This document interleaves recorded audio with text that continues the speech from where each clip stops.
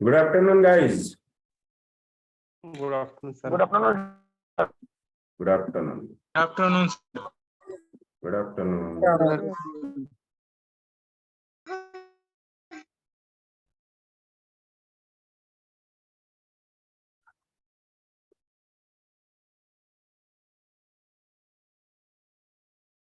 So today क्या सीखना है?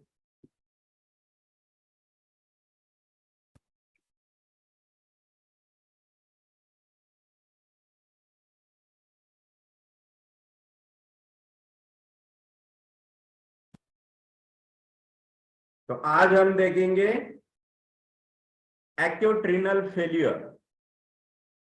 Right?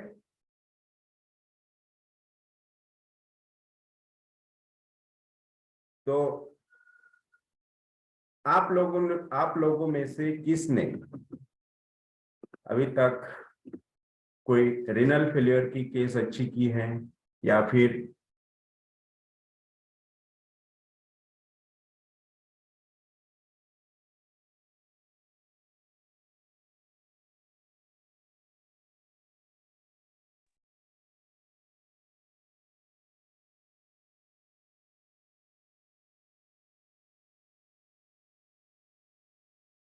I am audible?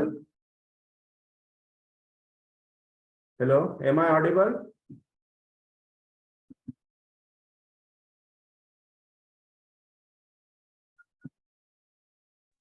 Hello. Yes, sir. आवाज हाँ, क्लियर सर आ रही नहीं है है सर। आवाज नहीं आ रही? आ रही लेकिन क्लियर नहीं है। Okay, 1 minute. आवाज क्लियर नहीं है सर। क्लियर नहीं है, क्लियर। 1 मिनिट, थोड़ा सा प्रॉब्लेम जा रहा है. हे आ रही सर. याला हे करून नाही ठेवलं, तू इथलं नेटवर्क कनेक्ट करून नाही ठेवलं. एक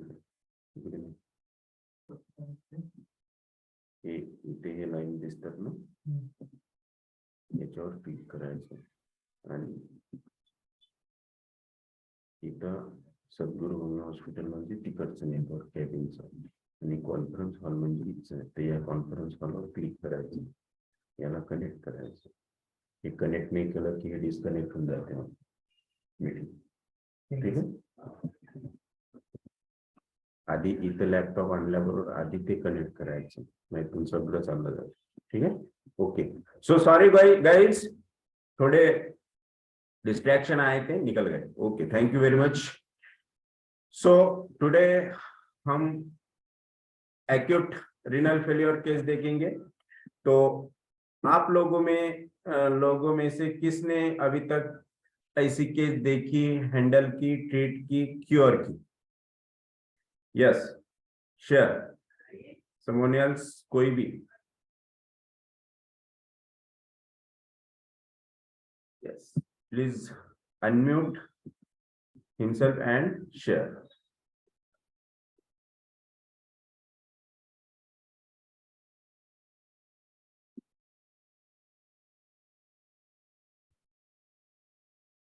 कोई है?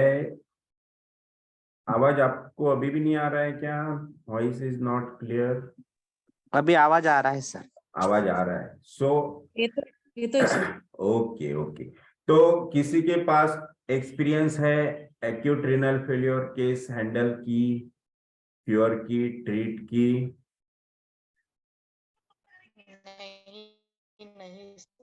Okay, no problem. तो आज के बाद आपके पास ऐसे केसेस आएंगे और आपको ट्रीट करना है. Okay, yes. कम से कम शेयरिंग करा करो. यस तभी बोला करो. Yes sir. हाँ, ओके. Yes sir. आप जितना पॉजिटिव रहेंगे उतने केसेस आपके पास आएंगे. अभी तक नहीं आई, नो प्रॉब्लम, लेकिन इसके बाद आएंगे ऐसा बोलो. ओके. सो इस केस की मैं थोड़ी सी हिस्ट्री आपको बताता हूं, लेकिन आज हम थोड़ा लेट हुए 10 मिनट्स, उसके लिए मैं सॉरी बोलता हूं, क्योंकि एक पेशेंट था जिसकी वजह से मुझे थोड़ा टाइम लगा. सो नेक्स्ट टाइम ऐसा नहीं होगा. ओके. सो ये पेशेंट का थोड़ा सा बैकग्राउंड ऐसा है कि once I was ill, मुझे बहुत बुखार था और सुबह 9 बजे मेरे मोबाइल की रिंग कंटिन्यूअस बज रही थी। तो एक्चुअली मुझे फीवर की वजह से वो फोन उठाना भी नहीं हो रहा था, फिर भी मैंने कैसे तभी उठाया, उसको पिलो पे ही रखा और लाउड स्पीकर उसका ऑन कर दिया और वैसे ही सोते सोते बात की। तो मुझे फोन आया था, मेरे एक बहुत अच्छे फ्रेंडली फैमिलियर एक वेटरनरी डॉक्टर हैं, डॉक्टर पाठक, उनका फोन आया कि एक पेशेंट है जिनका 8 दिन पहले एब्डोमिनल सर्जरी हुई पाइलोरिक स्टेनोसिस की, और उनको after 8 days acute renal failure diagnose किया उस सर्जन ने। तो उसके लिए उनको इमरजेंसी रेफर किया नागपुर। एक तो डायलिसिस करो बोले यहाँ पे, नहीं तो नागपुर लेके जाओ हायर स्टेशन। तो जो पेशेंट आपको स्क्रीन पे दिख रहा है वो भी एक वेटरनरी डॉक्टर है। तो फिर उन्होंने मुझसे कहा कि उनको 12 बजे मतलब उन्होंने गाड़ी फिक्स की है जाने के लिए, 12 बजे वो यहाँ से शिफ्ट होंगे, क्योंकि जो डॉक्टर उनके साथ एम्बुलेंस में जाएगा वो 12 बजे ड्यूटी पे आएंगे, इसलिए 12 बजे तक रुकना पड़ रहा है। तो 12 बजे वो यहाँ से निकलेंगे, तो 12 बजे तक हम कुछ कर सकते हैं क्या? और मुझे 101 टेम्परेचर था। मैंने बोला सर मैं खुद ही 101 टेम्परेचर से पड़े हुआ हूँ और मैं इस पेशेंट को कैसे देखूं? तो नहीं बोले, कुछ तो भी करना ही पड़ता। पेशेंट खुद वेटरनरी डॉक्टर है, उसके फादर वेटरनरी कॉलेज के डीन है। मैंने बोला अब तो बहुत ही मुश्किल है, बहुत ही प्रॉब्लम में डाल दिया सर आपने। तो मैंने बोला ठीक है, पेशेंट कहाँ है? तो पेशेंट रिनाउंड हॉस्पिटल में एडमिट है, अकोला के, the leading surgeon of Akola. मैंने बोला ठीक है मैं आता हूँ। तो मैंने मेरे एक असिस्टेंट को फोन किया, उनको घर पे बुलाया कि आप गाड़ी लेके आओ हम जाते हैं। मैं उठा, फ्रेश हुआ और वो हॉस्पिटल गया। 10 बजे मैंने इस पेशेंट को देखा।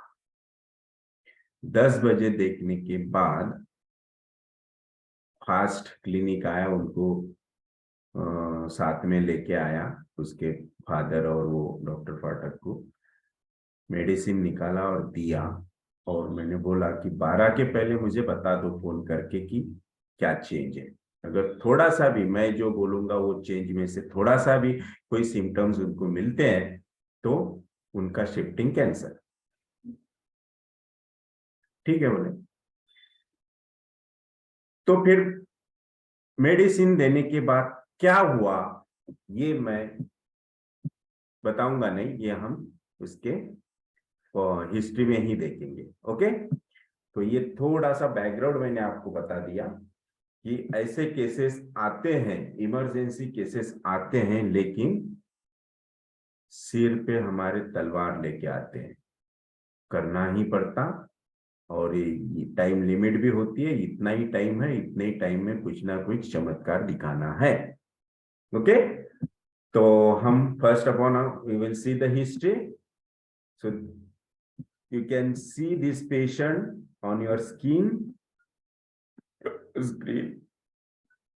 Okay, so 23 years male student of BVSCAH,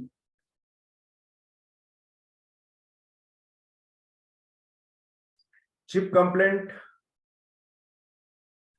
pain in abdomen at renal angle since 2 days. Pen, थोड़ा हिस्ट्री आप ध्यान लगा के सुनिए, क्योंकि ये हिस्ट्री में से ही मेडिसिन निकलेंगी और मेडिसिन आप लोगों को ही निकालना है, मैं आज मेडिसिन नहीं बताऊंगा।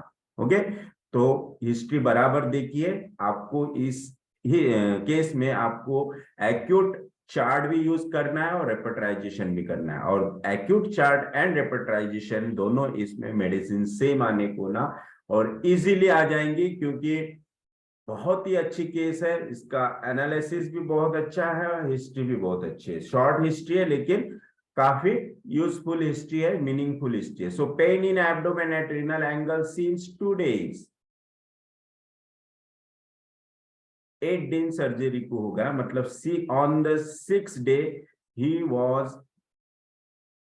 suffering from pain in abdomen at the renal angles. That means pain in kidneys. Type of pain was throbbing and pulsating. Pain was throbbing and pulsating. है ना, ऐसे कोम्बे मार रहा बोले पीछे कोई तभी, है ना, इतना अंदर से ऐसा बिल्कुल ऐसे धाड़ धाड़ धाड़ धाड़ ऐसे कुछ तभी चुबे जैसा या फिर कुछ तभी दबाए जैसा पल्सेटिंग पेन हो रहा है। So then anuria since last 48 hours, देखो 48 hours से उसे यूरिन पास ही नहीं हुआ, and dullness. So this is the चिक complaint. Physical generals was thermal, hot patient, thirst, very changeable, कभी बोलता था प्यास लग रही, पानी दो तो बोलता नहीं प्यास नहीं। Then desire lemonades. So this is physical generals. And afterwards history. Okay, so patient was operated before 8 days for pyloric stenosis at private hospital. He was administered with multiple drugs and higher antibiotics for that operation, and still he was on antibiotics. Up to 6 days he has no complaints. 6 दिन तक उसे कुछ नहीं था, but suddenly he felt pain at renal angles, and after that he passed blood color or completely bloody urine, and then urination was stopped. देखो उसकी last urine completely red colour blood colour थी, completely blood urine थी, then उसके बाद urine pass ही नहीं हुई, और जो ब्लड की यूरिन थी वो ओनली एक 20 ml यूरिन उसने पास की थी, उसके बाद उसे यूरिन हुई ही नहीं।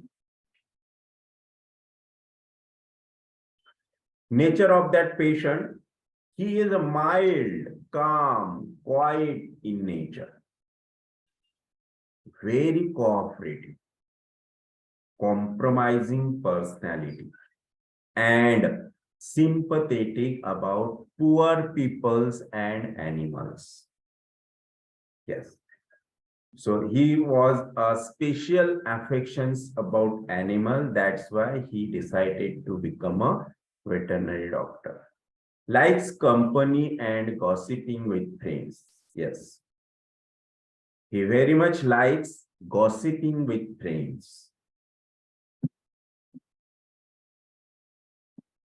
Reports of UHG. UHG abdomen suggests right kidney showed non-obstructive hydronephrosis with signs of acute medico-renal disease. So now tell me the activity of that patient. Dull. Okay, dull. Dull Then- hot थर्स्टलेस dull hot thirsty Cutlass दोनों में है ना। Yes. अभी यहाँ पे हम थर्स्टलेस नहीं बोल सकते, क्योंकि कभी थर्स्ट रहती थी कभी नहीं रहती थी। So thirst was changeable. अरे आवाज दे सर, स्पीकर ऑन हो गया, कौन उनको बोलेंगे? अरे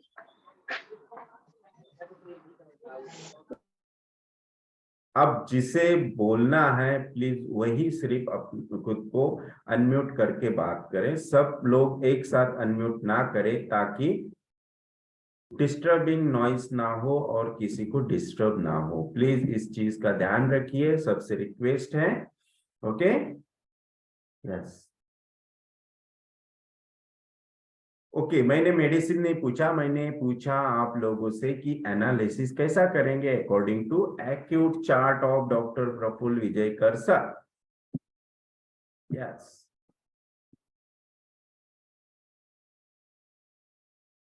yes, dull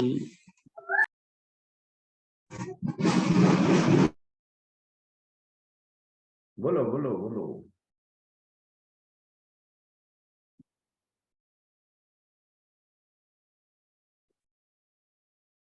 yes, who will make a noise? Dull hot calm quiet nature है सर इसका। Dull, hot, thirsty or Gossiping. thirstless. These are limonene, thirstless. acidity. Yes. किसी ने लाइको कहा, किसी ने एपिस कहा। Very nice, very nice, you are very close to remedy. Sir Merc Sol. Merc Sol, wow very nice. और बताओ, near about 45 peoples are online, so please tell, आज आपकी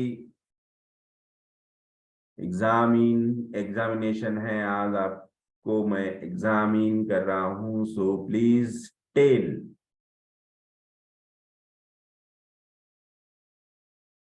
बताओ।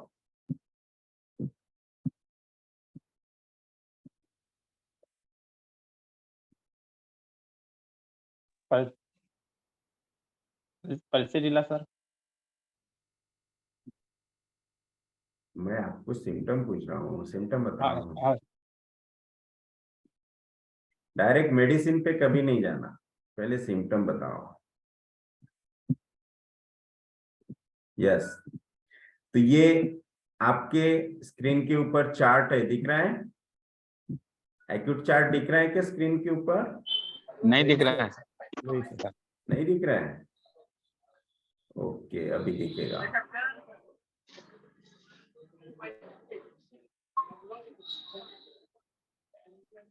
चेंजेबिलिटी के हिसाब से सर पल्सेटिला की तरफ जा सकते हैं। देखो, फ्लो चार्ट ऑफ एक्यूट्स आपके स्क्रीन पे एक्यूट चार्ट दिख रहा है। अभी देखो उसमें एक्टिविटी क्या थी? Decrease, right? डलनेस है ना, डलनेस था ना पेशेंट को, that means activity decrease, dullness. Then patient was hot and thirsty, thirstless दोनों। लेकिन मोस्टली चेंजेबल जो थर्स्ट है वो थर्स्टलेस में कंसिडर की जाती हैं। तो थर्स्टलेस में कितने रेमेडीज है? Pulsatilla, bryonia, apis, lachesis, sulphur, lyco, thuja, opium, carbo veg and merc sol. So इतने सारे रेमेडीज है। मर्कसॉल नहीं, मर्ककॉर, इतने सारे रेमेडीज है। तो इसमें से एक रेमेडी हमें डिसाइड करनी है। तो एक डिसाइड करने के पहले हम रूब्रिक्स लेते हैं पेशेंट के, और रूब्रिक्स लेके रेपर्टाइज करते हैं। ओके, तो कौन बोलेगा रूब्रिक्स क्या क्या लेना है? abuse of medicine, abuse desire for lemonades. Abuse of medicament, okay, yes. और lemonade desires.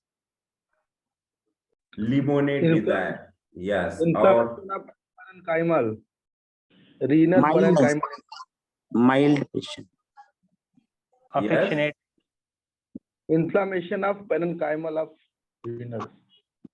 Inflammation of parenchyma of kidney. Yes. Okay. और देखो कितने सारे रूब्रिक्स निकाला आप लोगों ने, है ना। तो एक्यूट पर से भी सिंपल है, पेशेंट का माइंड कैसा है, मेंटल्स कैसे है, वेरी माइंड, है ना। देन वेरी कोऑपरेटिव, अफेक्शनेट, है ना, sympathetic, then love for animals, then gossiping with friends, that means he likes or he wants company. Yes. तो कितना सिंपल है देखो।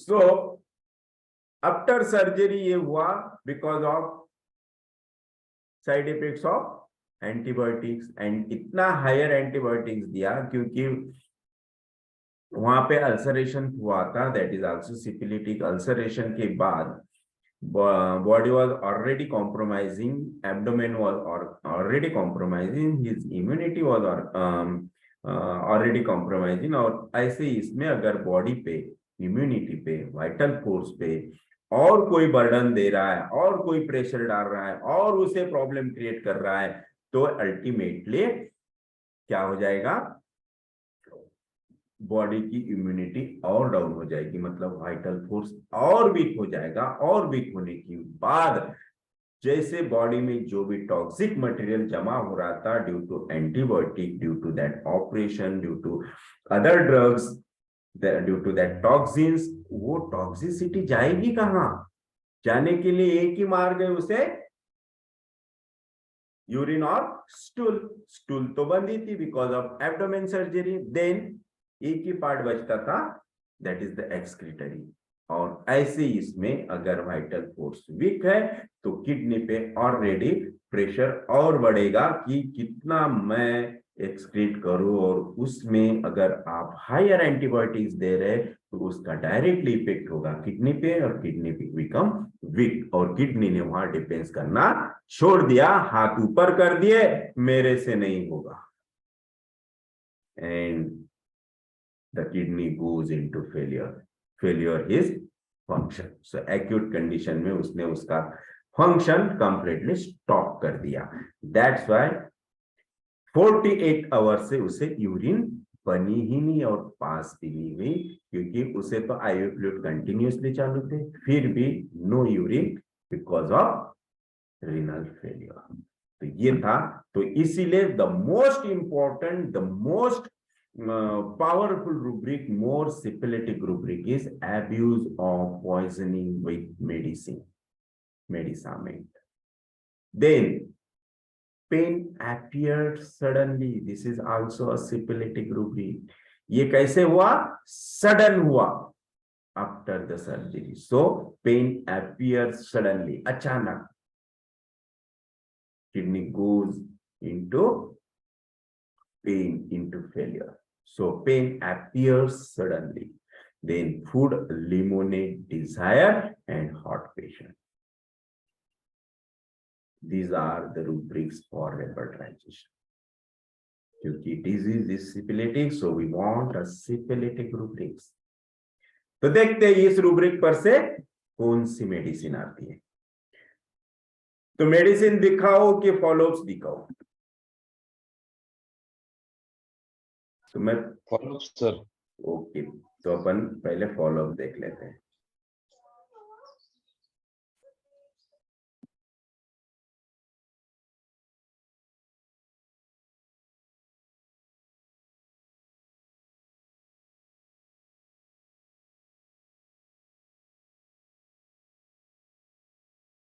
स्क्रीन पे वीडियो दिख रहा है आपको? Yes sir. ओके,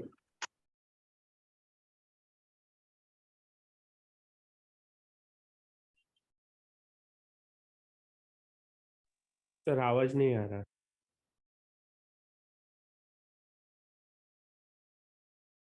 आवाज नहीं है? आवाज नहीं आ रहा है आपको? नहीं sir. No sir. Okay okay.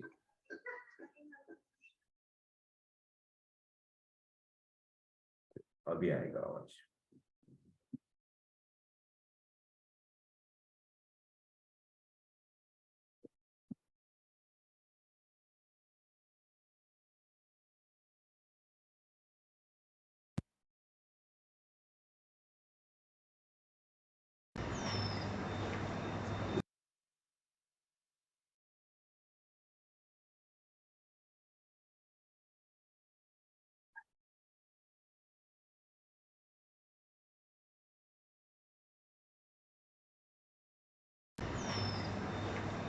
गुरुवारला operation झालं ना.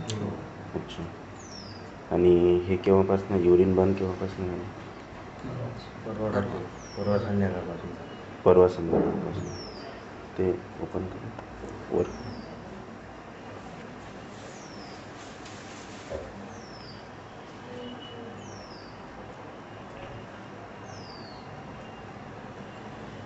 दुखत कुठं होतं? पेन का? हां. या साईड. तळतळ करायचं. अच्छा.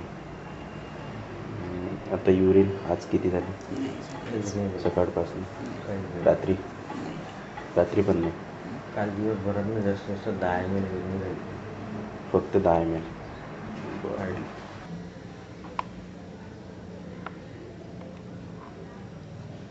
This was his last urine. In colour क्या? Yes. So ये जब मैंने उसे 10 बजे देखा मॉर्निंग में, देन अब देखते हैं उसका सेकंड वीडियो आफ्टर ट्रीटमेंट. ये जो था अभी ये बिफोर ट्रीटमेंट था ना, आफ्टर ट्रीटमेंट. ताण लागते. हाँ.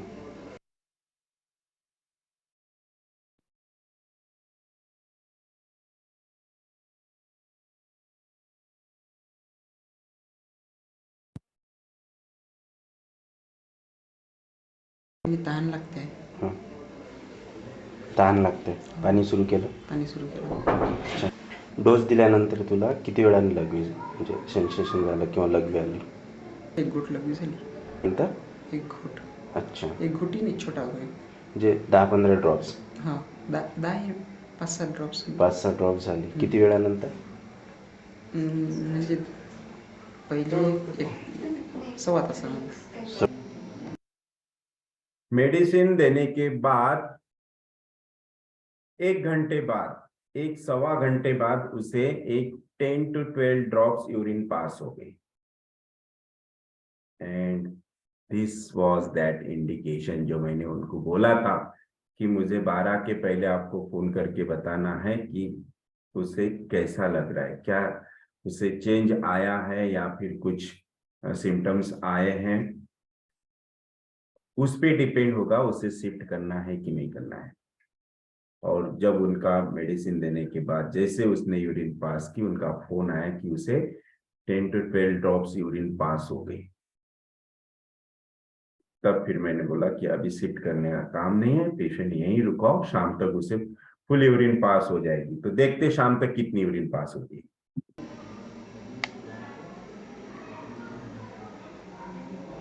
हे एवढी ना किती वाजतापासूनची आहे ही? 12 वाजता. 3 ते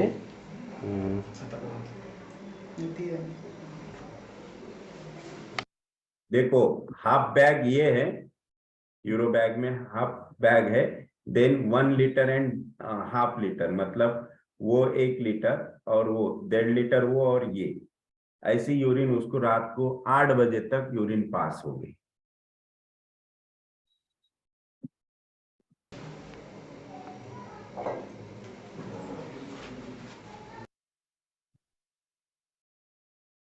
उस वक्त वहां पे लाइन नहीं थी इसलिए वो वीडियो क्लियर नहीं आया. उस हॉस्पिटल में लाइन नहीं थी इसलिए वीडियो क्लियर नहीं आया. सो नियर अबाउट उसे 2 से 2.25 लीटर यूरिन पास हो गई अप टू 8 PM, मतलब सुबह 12 से रात को 8 बजे तक उसे 2.25 लीटर यूरिन पास हो गई। This is the magic of homeopathy, है ना, जिसे नागपुर शिफ्ट कर रहे थे पेशेंट को फॉर, वहां पे अब जाने के बाद वहां के यूरोलॉजिस्ट क्या बोलते थे कि उसका डायलिसिस करना पड़ता है या फिर और कुछ, सो उसके पहले ही उस पेशेंट के किडनी फंक्शन स्टार्ट हो गया। This is homeopathy. अगर आपका अप्रोच सही है, आपका एनालिसिस सही है, आपकी अंडरस्टैंडिंग अबाउट द केस सही है, तो मेडिसिन्स मैजिकली वर्क करते हैं। यस, तो अब बताइए मेडिसिन।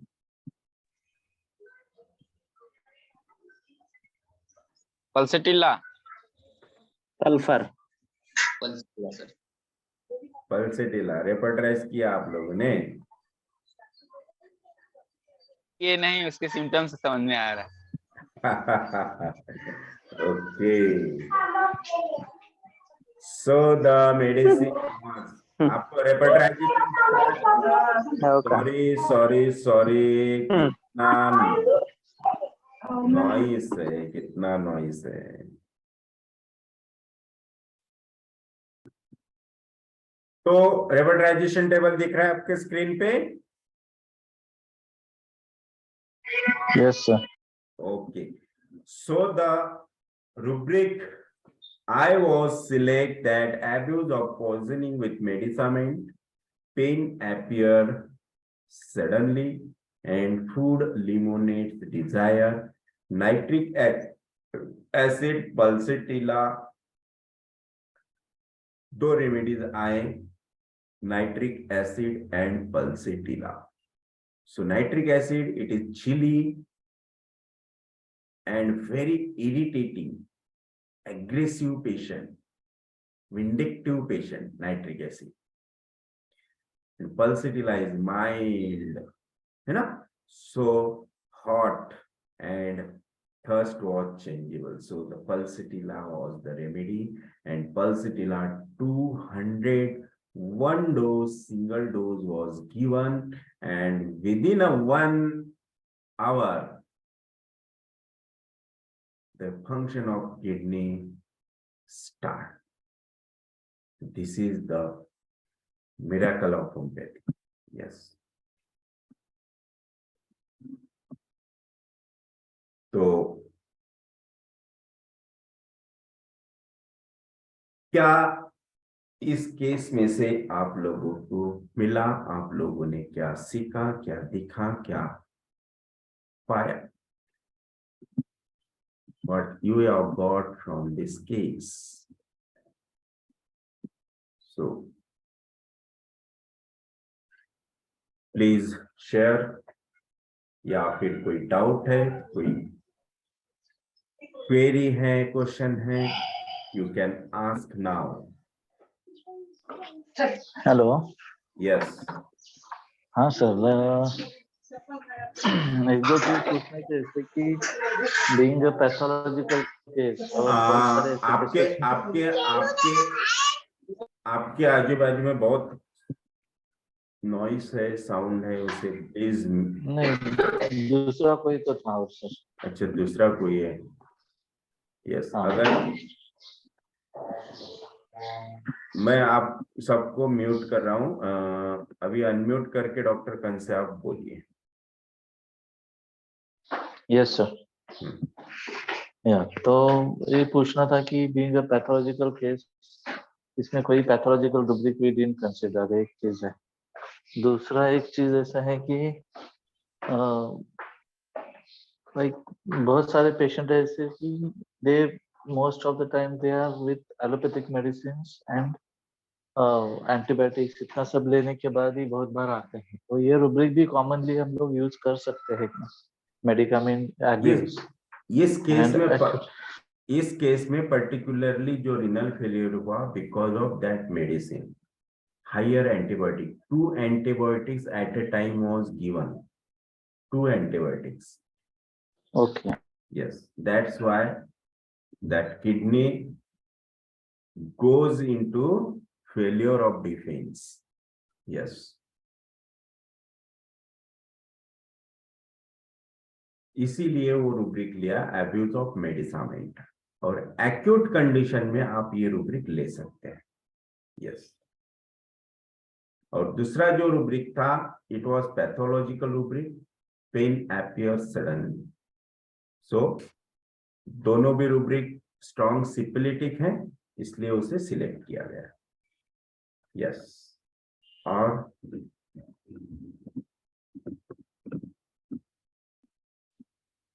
यस, और कोई? सर ये फूड लेमोनेड डिजायर्स ये कैसे? उसे इस कंडीशन में स्पेशल डिजायर हो रही थी कि मुझे लिमोनेट मतलब मुझे नींबू शरबत चाहिए, क्योंकि he was become very weak and lost all energy. So ऐसे कंडीशन में पेशेंट ऑलवेज थिंक अबाउट नींबू शरबत, राइट? सो जहां डिफेंस कंप्लीटली बॉडी का फेल हो रहा है, उस कंडीशन में अगर पेशेंट कुछ पर्टिकुलर डिजायर करता है तो वहां पे हम ये ले सकते, क्योंकि वो स्पेसिफिक है उस कंडीशन के लिए, क्योंकि हमें उस कंडीशन से उसे बाहर निकालना है। और आप देखो लिमोनेट्स डिजायर क्यों होता है, बिकॉज इट मतलब जो लेमन जूस में जो क्या होता है, citric acid goes into that cycle and create मतलब जो फास्ट एनर्जी में कन्वर्ट होता है, ग्लूकोज में कन्वर्ट हो जाता है, right? And it gives energy. तो ऐसा कंडीशन जहां बॉडी की biochemistry also goes into failure, so ऐसे कंडीशन में अगर कोई पर्टिकुलर स्पेसिफिक डिजायर है तो हम उसे ले सकते हैं, क्योंकि वो सिपिलिटिक कंडीशन में, इसलिए। क्योंकि आप देखो मेरी जो गैंग्रीन की केस थी उसमें डिजायर फॉर कॉफी था, तो मैंने वो रूब्रिक उठाया था, डिजायर फॉर कॉफी, उस कंडीशन में, yes. Yes sir, yes sir, ये थे। मेडिसिन शॉर्ट एक्टिंग सर लोग पानी पूरी पसंद करते हैं, तो ये किस में आएगा? सोर बिटर पानी थिंग्स, पूरी, सोर bitter things, yes. Medicine quick acting and long acting रहते हैं सर, जैसे लाइकोपोडियम स्लो एक्टिंग है या सिलिका स्लो एक्टिंग है, तो एक्यूट कंडीशन में भी इस्तेमाल हो सकते हैं। 100% एक्यूट कंडीशन में वो फास्ट एक्टिंग हो जाएगी, अच्छा, यस। सर ये लेमोनेड डिजायर ये साइकोटिक रूब्रिक होगा क्या? All desires are psychotic. All desires are psychotic. All aversions are syphilitic, according to Vijay Karsar. But ऐसे कंडीशन में जहां बॉडी का डिफेंस फेल हो रहा है, उस कंडीशन में अगर पर्टिकुलर स्पेसिफिक कोई डिजायर है तो you can pick up, yes. क्योंकि ऐसे कंडीशन के लिए हैनेमन ने क्या कहा है कि जो आपके सामने प्रेजेंट है, जो स्ट्रांग है, जो PQRS है, पिक्यूरियर है, क्योर है, रेयर है, वही सिम्टम लेना चाहिए। उसकी हमने डिजायर फॉर लिमोनेड, उसकी जेनेटिक या फिर उसकी जो बाय बर्थ डिजायर है वो नहीं लिया हमने, पर्टिकुलर उस स्टेज की लिया जिस स्टेज से हमें, जिस स्टेट से उसे बाहर निकालना है, यस। सर इसमें जो मेडिसिन एग्रेवेशन है या सप्रेशन है वो सिपिलिटिक रूब्रिक है ना एक, और बाकी दो जनरल समझो, यस। सर इसमें थर्स्ट कैसे समझ में आएगी चेंजेबल है? क्या थर्स्ट कैसे समझ में आएगी चेंजेबल? पेशेंट ने बताया ना, पेशेंट के रिलेटिव्स ने बताया कि ये पानी मांगता है और थोड़ी देर बाद बोलता है नहीं मुझे पानी नहीं चाहिए। अच्छा, कभी पानी पीता है तो दिन भर फिर पानी नहीं पीता है, 2 दिन से उसका ये प्रोग्राम शुरू है, बोले। जी सर। हॅलो, यस सर तो जर इरिटेटिंग असता, चिली असता आणि थस्टी असता तर नायट्रिक ऍसिड कडे गेला असता. यस, ओके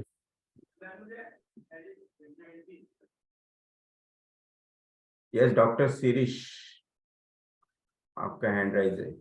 सर मीच आता क्वेश्चन केला. Okay okay, thank you. Thank you sir. या हैंड लोअर कर लीजिए आप. Yes yes, someone else. Hello. Yes doctor. हाँ सर, हम लोग लाइक ऐसा केसेस आते हैं तो हम लोग ऐसे सोचते हैं इतने 2-3 सिम्टम में खाली रेमेडी निकलती है. वी नेवर बिलीव कि वो भाई इतना इजी है. और whether when we even thought, मुझे लगता है सिम्टम्स लेना और केस समझना बहुत बड़ी चीज है. Actually means how to understand the case. हम लोग पैथोलॉजी देख के इतनी बड़ी केस है, कैसे होगी थी, क्या कर सकते हैं, नहीं कर सकते, ऐसा इसमें बहुत ये हो जाते हैं. यस. और और ये छोटी चीजें कैसे सीखनी है, that is what is important. Yes yes. तो आप तो शेयर कर रहे हैं, लेकिन इसको हमको सीखना भी है कि ये कौन से केस में ये चीज बहुत इम्पोर्टेंट है. You know, like we could prefer things, क्योंकि पेशेंट में एक केस में बहुत सारी चीजें इम्पोर्टेंट रहती है. यस. बट तो उसमें से what are the main things which has to pick up. Yes, तो that is what is important. तो क्या होता है पता है कि जैसे कि हैनेमन ने कहा है कि प्रिजुडाइज नहीं होना चाहिए, right. Physician should be unprejudiced. ये क्यों कहा है? इसका ओनली एक ही पहलू नहीं है, एक ही उसके आप ये डायरेक्शन मत देखो कि भाई वो मेडिसिन के लिए कहा है कि कोई भी पेशेंट के लिए प्रिजुडाइज मेडिसिन के लिए नहीं होना चाहिए कि अरे ये पेशेंट ये मेडिसिन का है, वो पेशेंट वो. ऐसा नहीं है. उससे आप अलग तरीके से भी सोच सकते हैं कि ये अनप्रिजुडाइज हमें किस किस बात में काम आ सकता है, किस किस बात के लिए हैनेमन ने कहा है कि हम क्या करते हैं ऐसे पेशेंट्स के लिए, particularly strong susceptibility cases. Please mute रखिए खुद को, अगर आप लोगों को कुछ बोलना नहीं होता है, जब आप खुद को म्यूट रखिए.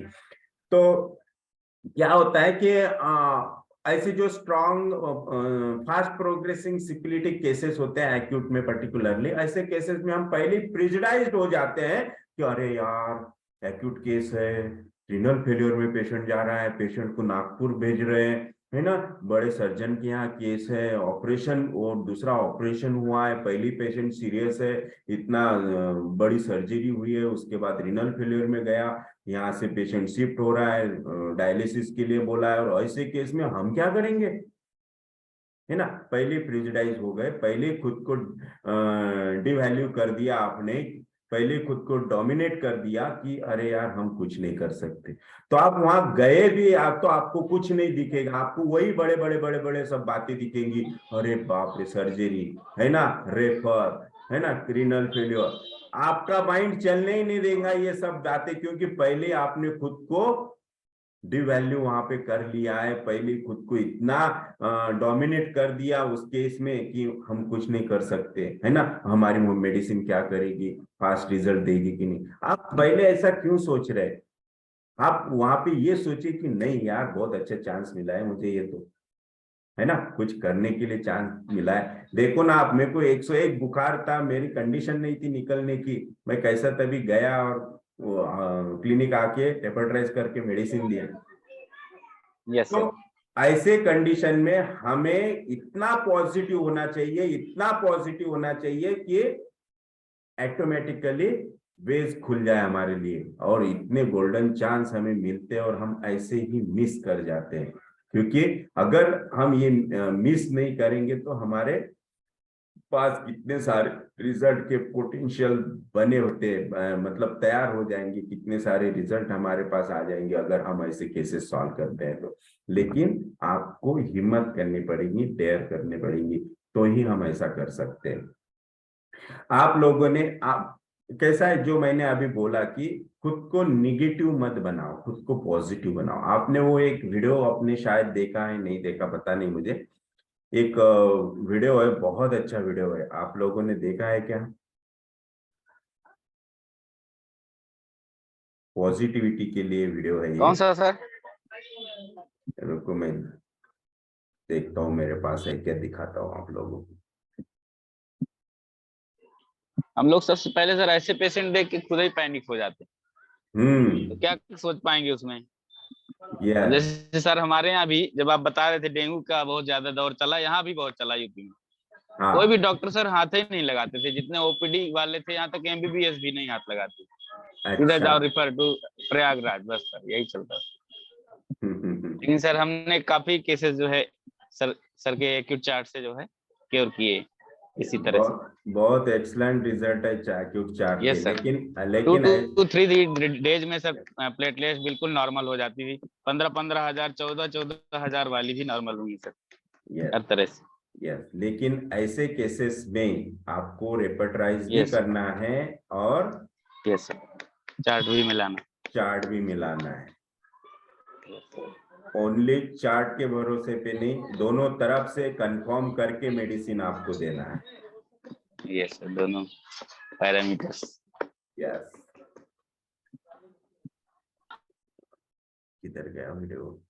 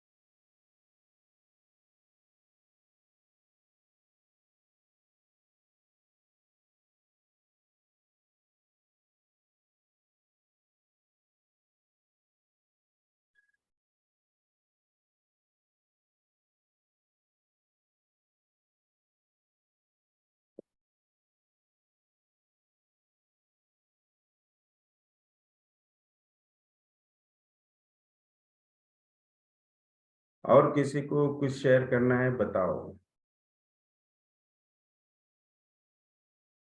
जब तक मैं वीडियो ढूंढता हूँ। यस बोलो, और किसी को कोई पूछना है, बताना है।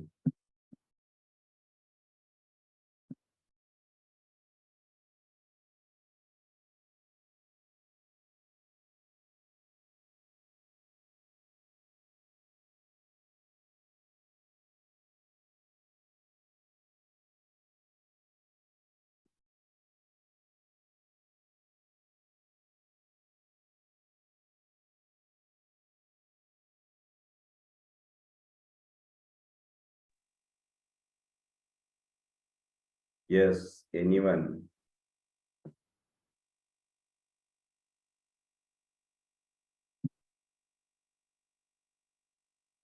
एक्चुअली सर, हाँ बोलिए ना।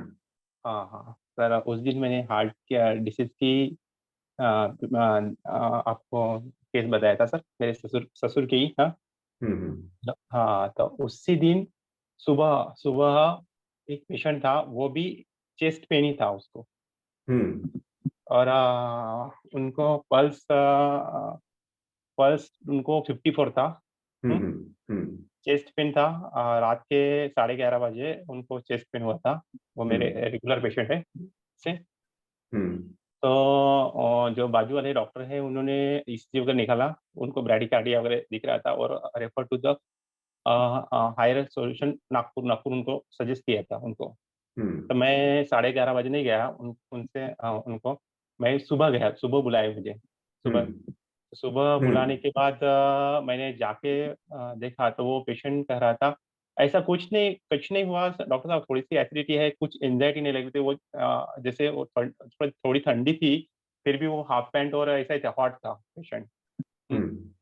तो मैंने उस हिसाब से contented, no change in activity, contented, और उसके हिसाब से मैंने मैग्नीशियम सल्फ दिया था 200।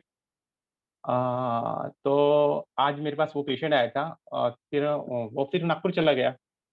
फिर जो 54 आज वो बता रहा था मुझे, जैसे वो मैग्नीशियम सल्फ दिया, फिर वहाँ पे जो डॉक्टर ने चेक किया, वहाँ पे जाते-जाते 3 घंटे हो गए, तो वहाँ पे पल्स वगैरह 61, 62 वगैरह आए थे, हम्म, पल्स रेट। और वो थोड़ा-सा, और उनको शायद उन्होंने एंजियोग्राफी वगैरह निकाला, फिर उतना ज़्यादा नहीं, यानी एंजियोग्राफी वगैरह नॉर्मली आई थी। हम्म, तो इस टाइप की केस थी, तो और अभी वो सेटल ही है, वो अच्छा ही है अभी भी। शायद जो पर्सपायरेशन विथ चेस्ट पेन और जो बाकी जो एलर्जन, तो थोड़ा-सा स्लाइटली माइनर क्लॉट्स या माइनर अटैक हो सकता है, मेबी, ऐसा नहीं क्या? हम्म, हाँ, तो अभी मैं तो तो डॉक्टर से एंजियोग्राफी में नॉर्मली दिखा। वो इस हिसाब से दवाई दिए थे सर, एक्यूट में। हम्म, ये एक एक्सपीरियंस आया था सर। बहुत बढ़िया, बहुत ही बढ़िया। लेकिन मैं मेरे ससुर जी के वक़्त उतना डेयरिंग नहीं कर पाया। उसी दिन शाम को। यस, हाँ, हाँ, तो बाकी पेशेंट को थोड़ा-सा डेयरिंग किया, लेकिन इस टाइप का वैसा हुआ था। तो कैसे हिम्मत की ही कीमत होती है। तो वो आज पेशेंट बता रहा था, वो इसलिए कि आज आया था वो मुझे फ़ॉलो-अप के लिए। हाँ, तो अच्छा हुआ था लेने का। ये तो हिम्मत करनी ये पड़ेगी तो हाँ, कीमत होगी। हाँ सर, यस, ये एक एक्सपीरियंस शेयर किया। यस। तो वीडियो नहीं दिख रहा है मुझे। यस, नहीं मिल रहा है वो वीडियो, चलो जाने दो। ओके, और किसी को कुछ शेयर करना है, कुछ पूछना है?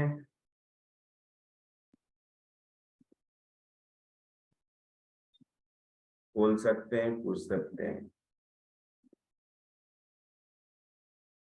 Yes, someone else. किसी को कुछ पूछना है, पूछिए।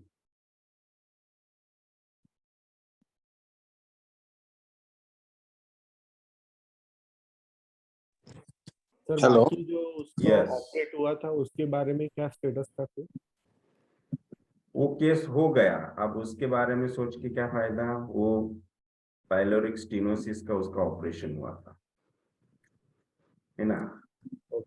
अभी जो मोर डेंजरस है, हमें उसमें से उसको निकालना है।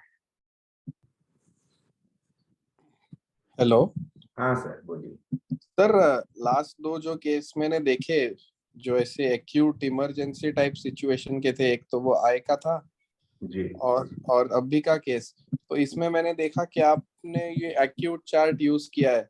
जी। तो सर ये जो एक्यूट चार्ट है उसमें सर ने लिखा है कि एक्यूट एग्जैजर्बेशन के लिए नहीं यूज कर सकते, हाँ, पर मतलब कोई भी problem which is not a deep constitutional nature का नहीं है, पर उसके अलावा उसके बीच में कोई एक्यूट आता है तो we can use this. Is that what it means? तो एक्यूट एग्जासर्बेशन का मतलब क्या है कि जो क्रॉनिक डिजीज है, जैसे कि अस्थमा, रोमेटाइड आर्थराइटिस, पेनक्रेटाइटिस, या फिर जो एक्यूट पेनक्रेटाइटिस होता है उसके लिए, तो ऐसे अस्थमा, ऐसे केसेस में क्या हो जाता है, पेशेंट क्रॉनिक डिजीज का है, लेकिन उसे जो अचानक सडनली अटैक आ जाता है कि अस्थमा का अटैक आ गया, रोमेटिक पेन ऑटोमेटिकली एग्रीवेट हो गए, है ना, पेन एब्डोमिनल का पेन ऑटोमेटिक स्टार्ट हो गया पेनक्रेटाइटिस में। तो ऐसे केसेस में उसे यूज नहीं करना है एक्यूट चार्ट, वहां पे आपको कॉन्स्टिट्यूशनल रेमेडी ही देनी है। तो ऐसे केसेस के लिए वो कहा है कि जो जहां पे एक्यूट एग्जासर्बेशन होता है, कि एक्यूट में अचानक सिम्टम्स बढ़ गए, ऐसे केसेस में नहीं देना है। अच्छा, थैंक यू सर। सर और सेकेंडली ये जो नए एडिशंस हुए हैं वो सर ने किए हैं या सर ने ही किए हैं, सर ने ही किए हैं। ओके ओके सर, हाँ, थैंक यू सर। या थैंक यू। सो सॉरी, नहीं मिल रहा है वीडियो, मैं ढूंढ के कल दिखाऊंगा आपको। ओके, सिपिलिटिक रूब्रिक एक्यूट, अगर केस सीवियर है तो फिर सिपिलिटिक रूब्रिक ही लेना पड़ेगा फर्स्ट सर। यस, सिपिलिटिक रूब्रिक ही पहचानने में आने चाहिए ना। सिपिलिटिक केस है तो सिपिलिटिक रूब्रिक ही आपको लेना पड़ेगा, और सिपिलिटिक रूब्रिक ही उस केस को बाहर निकाल सकती है, साइकोटिक नहीं।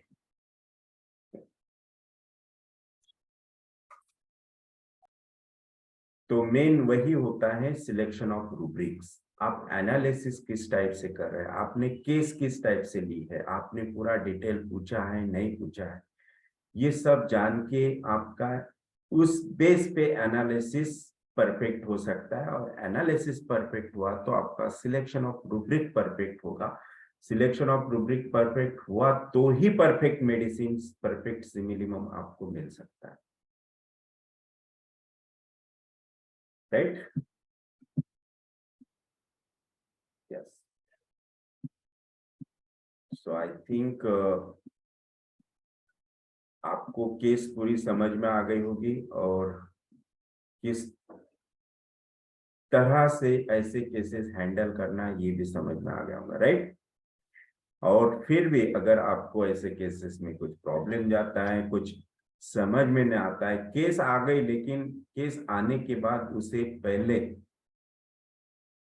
आपको लेना है और आपको उसे ट्रीट करना है, ये मेंटालिटी बना लो, है ना? पेशेंट आया, आते बराबर डर गए, अरे सीरियस केस है कैसा करे, नो, पहले आपको डेयरिंग करना ही है, केस लेना है। केस लेने के बाद एटलीस्ट पहले केस को अंदर लो, अंदर लेने के बाद एक 10-15 मिनट आधा घंटा पहले हिस्ट्री तो ले लो, है ना? हिस्ट्री जब तक आप लेंगे नहीं तब तक आपको रियल कंडीशन क्या है वो समझ में नहीं आएगा।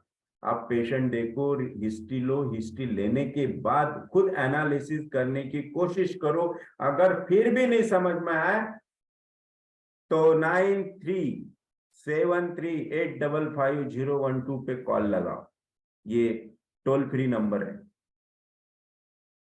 ठीक है?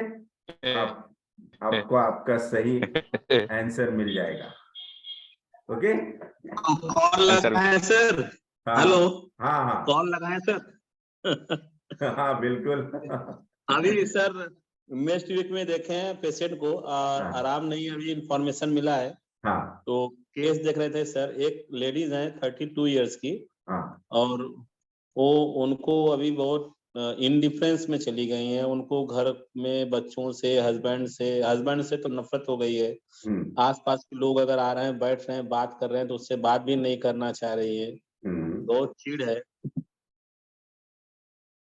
यस, बहुत, हाँ, और बहुत दुखी हो गई हैं। कुछ घबराहट हो रहा है, धड़कन बढ़ जा रही है, और कुछ सॉरी कंप्लेन है। तो इसको कैसे सॉल्व करें सर? केस को ट्रीटमेंट शुरू है क्या आपकी? हाँ सर, मैंने एक वीक के लिए दिया, इसमें मैंने रूब्रिक लिया, और इनडिफरेंस टू सराउंडिंग्स और indifference to loved one, hatred, aversion husband. तो पति से नफरत हो गया, एकदम चिढ़ हो गई है, उनको बोलती है कि मैं छोड़ दूंगी, हस्बैंड से बात नहीं करना चाहती, यहाँ तक कि बच्चों से भी लगाव नहीं है, किसी से लगाव नहीं है। कुछ समय के लिए थोड़ा बहुत लगाव आ जा रहा है, मोबाइल कभी कभार रात में 10-15 मिनट के लिए देख लेती है, और ऐसे किसी चीज में, किसी काम करने में मन नहीं है, कुछ भी नहीं है। तो हमने सर सीपिया लेके देखा, जो है सीपिया 1M दिया था, लेकिन पेशेंट बोला रिस्पांस नहीं है सर। अभी फोन किया था 5-10 मिनट पहले जो है, और उसको कह रहा है, मन कर रहा है कि हम रो ले, हम बहुत दुखी हैं, मेरा रोने का मन कर रहा है, बहुत तकलीफ है अंदर। तो कल के केस, कल से, आज सुबह से थोड़ा माथा भारी है, और कल से थोड़ा डिस्पेयर थी। तो मैंने पूछा तो बोले कि मेरे ससुर जी जो है, 2 बहू हैं, तो ससुर जी जो है छोटी बहू के लड़के को और मेरे लड़के को समझा रहे थे डांट के, कि छोटी का जो है उसको कह रहे थे तुम मुझसे से बात नहीं करते हो, भाई से चचेरे से जलते हो क्या, तुम लोग साथ में रहना चाहिए, बात करना चाहिए। तो बोले कि मुझे लगा था ऐसे कि मेरे को ही इंडिकेट करके बोल रहे हैं। तो कैसा है, अगर उस केस में रिजल्ट नहीं आया, अगर रिजल्ट नहीं आया, मेडिसिन देने के बाद इफेक्ट नहीं हुआ, इसका मतलब क्या है कि हेलो जी सर, आपकी मेडिसिन करेक्ट नहीं है, परफेक्ट सिमिलिमम नहीं है। इसका मतलब ये है कि रॉन्ग कहाँ पे हुआ जी सर, इसीलिए उससे पूछ रहे हैं। उससे पहले फाइंड आउट करो, राइट। तो अगर आप उसे फाइंड जी। आउट करते हैं तब आपको पता चलेगा कि गलत कहाँ हुआ, कि जहां गलत हुआ उसे सुधारने की कोशिश करो। तो Right? सर ये तो जो उसने मुझे मुझे ऐसा लगता कि हिस्ट्री में कहीं पे भी गड़बड़ हो गई। तो यहाँ से हिस्ट्री को उठाना है ना सर? हिस्ट्री को उठाना नहीं है, हिस्ट्री को डिटेल में लेना है। तो हिस्ट्री को मैंने डिटेल में लिया था सर, उसने आज ना 10 अभी तो ये कंडीशन जो आई ना कुछ दिन से धीरे धीरे हो रही है, तो हस्बैंड के ऊपर बिलीव नहीं करती है। मैंने पूछा क्यों, तो बोली 7-8 साल पहले वो जहाँ पे रहते थे, कोचिंग पढ़ाते थे, एक बार किसी लड़की का मैसेज आया था गुड मॉर्निंग करके, तभी से उनके ऊपर बिलीव नहीं करते। वो पीएचडी कर रहे थे तो बोली साथ में रखने के लिए, साथ में नहीं रखे। अभी शायद मुंबई चले गए, किसी कॉलेज में प्रोफेसर हो गए, तो उसको लगता है मेरे को बोलते हैं चलो तुमको ले चलूंगा, उसको भी पीएचडी करना है, तो पीएचडी नहीं कर पाई है, पीएचडी करना चाहती है, तो उसको लगता है मैं अपनी जिंदगी नहीं जी पाई और कर नहीं पाई। मेरे को बोलते हैं ले चलूंगा, लेकिन ले नहीं जाएंगे, मेरे को भरोसा नहीं है, झूठ बोलते हैं मेरे को, और मेरे को शंका भी होता है। तो हस्बैंड बोलता है कि आप मेरी मोबाइल रख लो, सिम रख लो, मैं बिना मोबाइल कराऊंगा। मेरे को तो वो लड़की ने मैसेज भेजा था आज के 10 साल पहले, मेरा कोई मतलब थोड़ी ना है।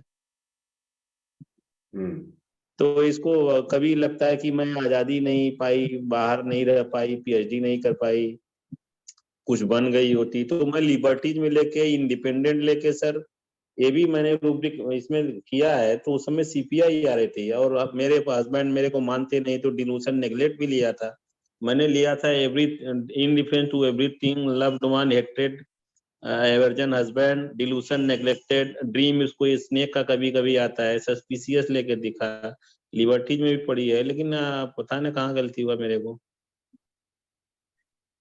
वापस एक बार रिकंसिडर कर लो केस, रीटेक कर लो, और अकॉर्डिंग टू महाजन उसकी रूब्रिक सिलेक्ट करो, और नहीं होता है तो फिर मुझे हिस्ट्री आपने सेंड कर देना, मैं बताऊंगा आपको पढ़ के क्या करना है। ओके, अच्छा सर, जी yes. Sir, thank you sir. तो डॉक्टर खान खाफरे है क्या? हाँ सर जी सर। हाँ हाँ, वो जो आपने रिपोर्ट भेजे, यस सर। उस रिपोर्ट के बारे में बताइए। सर उनका जो आरए फैक्टर था सर, हमने दिसंबर में नहीं, नवंबर अक्टूबर में किया था सर, वो 1064 था सर तब। और अभी 2 दिन पहले का है सर, वो 94.5 है सर। तो कितने दिन में? करीब सर 3 महीने हो गए सर। 3 महीने हो गए ना, तो 164 था क्या? मैं एक्चुअली वो व्हाट्सएप हाँ पे रिपोर्ट, 164 था सर। हाँ व्हाट्सएप पे देख रहा हूँ वो रिपोर्ट, वो ये नहीं हो रहा है, जूम नहीं हो रहा है। ओके, हाँ सर। तो ठीक है ना, तो अभी उनको सर थोड़ा ईचिंग वगैरह है सर, वो तो अच्छी बात है, इचिंग आ और रही, वो दैट पेन मींस गुड नहीं, साइन। वो बोल रही थी मेरे को पेन कम नहीं हुआ बोले। हाँ, बोला वो हो जाएगा, बोला सर से बात करो, बोला यस यस, वो भी हो तो जाएगा, बोला थोड़ा वेट करो, बोला। यस। तो अपन ये सभी को केस बताएंगे। ये rheumatoid factor positive, RA factor positive की केस थी, रोमेटाइड आर्थराइटिस की केस थी, जिसका रोमेटाइड फैक्टर आरए फैक्टर था 164.7, और यस, और 2.5 months में उसका आरए फैक्टर हो गया 94.6 या 4 सर, यस 95.43। Yes sir. तो वह मतलब इतना एक्सलेंट रिजल्ट आया है कि आरएफ फैक्टर कम हो गया, मतलब वहां का क्या हो रहा है, जो सिपिलिटिक मैटर है कि डिस्ट्रक्शन कम होते जा रहा है इम्यूनिटी का, क्योंकि RA that is rheumatoid arthritis, it is a autoimmune disorder. So जो इम्यूनिटी का डिस्ट्रक्शन है वहां पे कम होते जा रहा है। अगर आरए फैक्टर कम हो रहा है तो pain, it is a psora, so it will never go first, it will go later on, right? तो पहले डिस्ट्रक्शन स्टॉप होना चाहिए, देन सोरा, दैट इज पूरा। इन्फ्लामेशन। तो पेन बाद में जाएगा, ईचिंग अभी कायम रहेगी, और ईचिंग पहले से अभी थोड़ी बड़ी है, तो that is also a good sign, क्योंकि एक्सट्राइजेशन ऑफ टॉक्सिन स्किन पे भी हो रहा है। It is again a good sign, that means the body become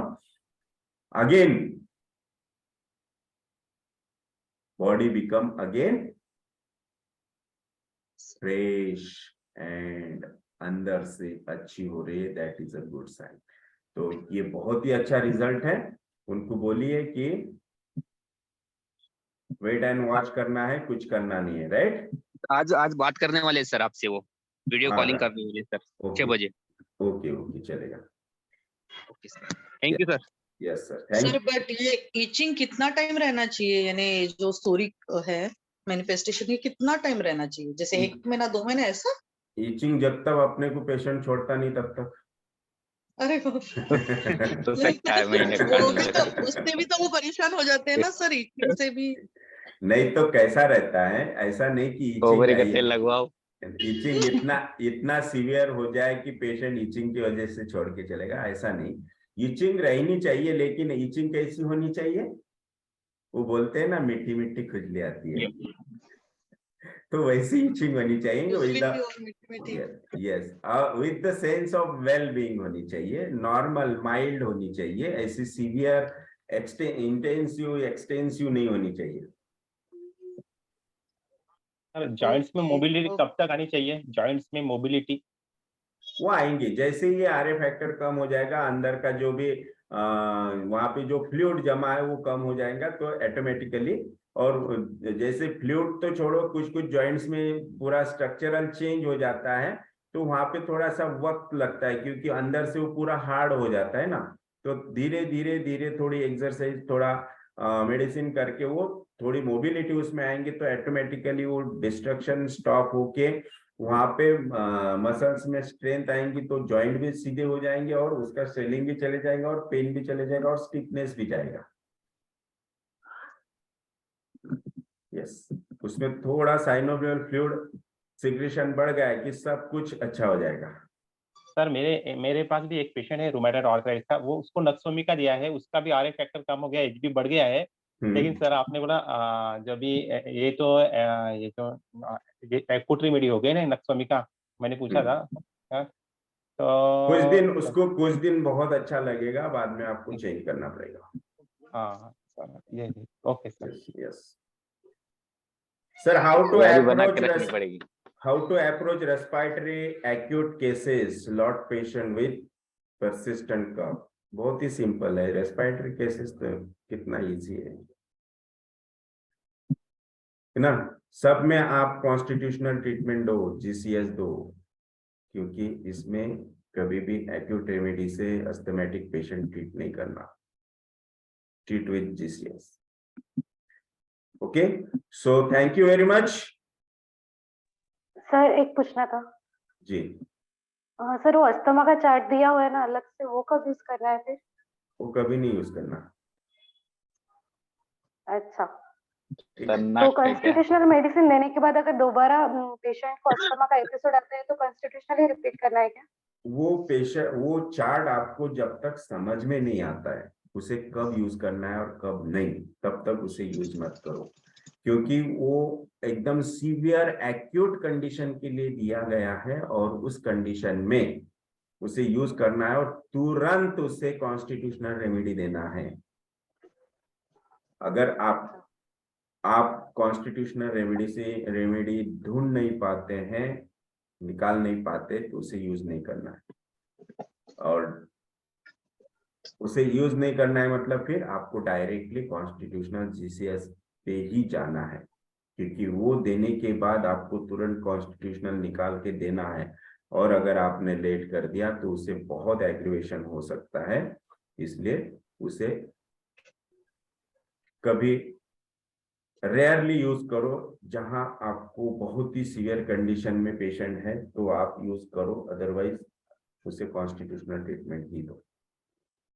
constitutional medicine देने के बाद अगर रिकरेंट एपिसोड आ रहे हैं अस्थमा के, तो रिपीट करना है मेडिसिन फ्रीक्वेंटली? इसका मतलब आपकी रेमेडी पार्शियल से मिनिमम है। ओके।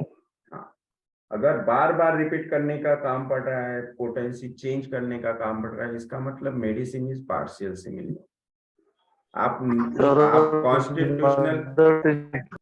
कॉन्स्टिट्यूशनल रेमेडी के नजदीक है, लेकिन वहां तक नहीं पहुंच पाए। Okay sir. Yes yes. Sir any role of mother tincture in asthma? No role of mother tincture in homeopathy.